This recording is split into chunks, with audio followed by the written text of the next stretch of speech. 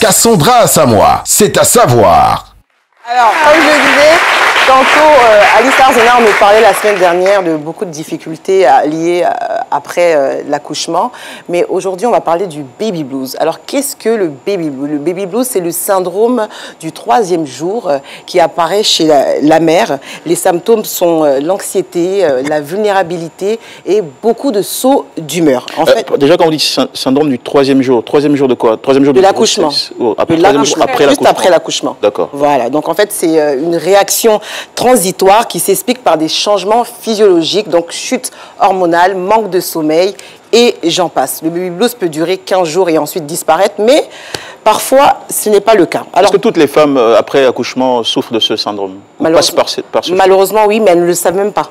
En fait. Donc en fait, pour surmonter le baby blues, il faut en parler à votre entourage, demander de l'aide pour les tâches quotidiennes et surtout pour les soins du bébé. Mais si après plusieurs semaines, vous constatez que vous vous sentez toujours malheureuse, vous n'êtes pas bien dans votre peau et surtout vous rejetez votre bébé, là ce n'est plus un baby blues, vous êtes en train de faire une dépression post-natale qui est plus grave parce que non seulement elle peut nuire à la mère, au bébé et surtout à la vie de couple. Parce que généralement, il y a beaucoup de séparations après l'accouchement, mais c'est dû à la dépression postnatale et beaucoup de femmes ne le savent pas parce que le conjoint n'est pas préparé à ces changements d'humeur, il n'est pas préparé à toute cette agressivité que la femme peut avoir et surtout le rejet du bébé parce que la mère peut se dire que c'est pas mon enfant et ça touche beaucoup les jeunes mamans. Elles sont pas préparées. Alors mon conseil du jour, premièrement, messieurs, pendant la grossesse, continuez à avoir des rapports avec votre femme. Oui, c'est important. Les rapports sexuels, je dis le mot.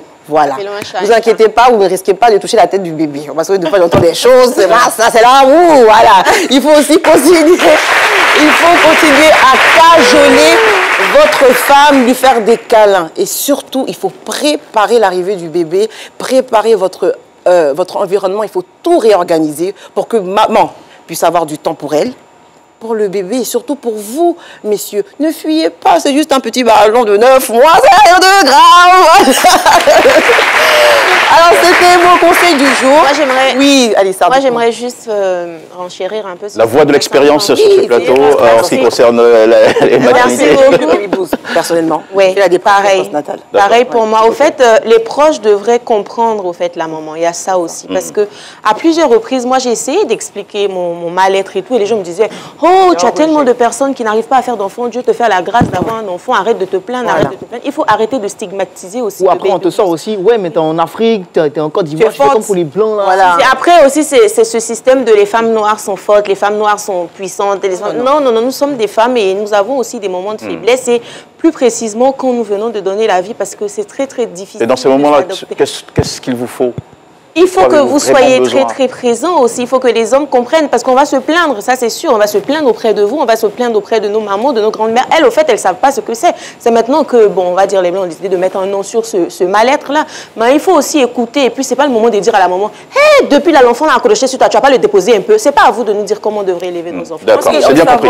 Allez, parlons de stress. On a Fanico, il faut qu'on en profite. Fanico, vous êtes artiste, vous êtes une star de la chanson. L'histoire nous a montré que plusieurs stars de la chanson sont passés par la déprime, ont dû toucher à la drogue, on en a vu qui ont perdu la vie. Quand vous avez des périodes de grand stress, comment vous vous libérez, vous oxygénez? Comment vous gérez ces moments-là?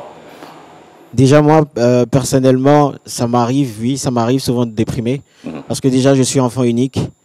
Donc, souvent, je suis trop seul. Et quand ça m'arrive, écoute, je me libère. J'utilise... non. Quels sont les symptômes de cette déprime? Ce mal-être-là, comment il s'exprime? Bah, je sens un vide. Je sens un vide, j'ai besoin de quelqu'un pour parler ou... Voilà, c'est un peu ça. Et je sens que ça va pas en fait. J'ai envie de tout arrêter, de tout laisser. Oui, bien sûr, ça m'est arrivé une fois. Et comment vous en sortez finalement? Bah, je me dis juste que voilà, je fais avec. Ouais, vous essayez de gérer. Avec et puis je pense qu'il y a... Oui, tu veux dire quelque chose? Allez-y, allez-y. Oui, non, en fait, je voulais juste dire, si un homme a une dépression, alors une femme enceinte peut en avoir beaucoup aussi. Donc vraiment, aux hommes de faire très attention, juste pour revenir et vous dire qu'à la semaine prochaine, on parlera de la suite. Voilà, d'accord, elle a ramené le sujet. Oui, dit sa chose.